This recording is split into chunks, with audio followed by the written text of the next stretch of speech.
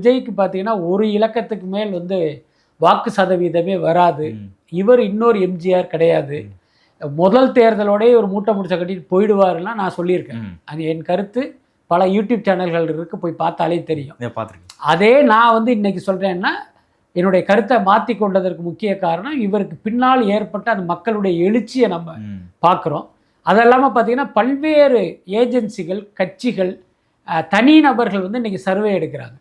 ஒரு பக்கம் திமுக எடுக்குது, பெண் மீடியா எடுக்குது, அதிமுக எடுக்கிறாங்க, ஊடகங்கள், அப்புறம் ஒரு அமைச்சர் நம்ம தொகுதியில் ஜெயிக்க முடியுமான்னு அவர் எடுக்கிறாரு, ஒரு எம்எல்ஏ என்ன பண்ணுறாரு நம்மளால் ஜெயிக்க முடியுமான்னு அவர் எடுக்கிறாரு, உளவுத்துறை ஒரு பக்கம், இந்த மாதிரி சுற்றி சுற்றி சர்வே எடுக்கிறாங்க. எல்லாருக்குமே அதிர்ச்சி ப்ளஸ் ஆச்சரியம் கலந்த ரிப்போர்ட் என்னென்னா விஜய்க்கு இருக்கிற செல்வாக்கு தான்.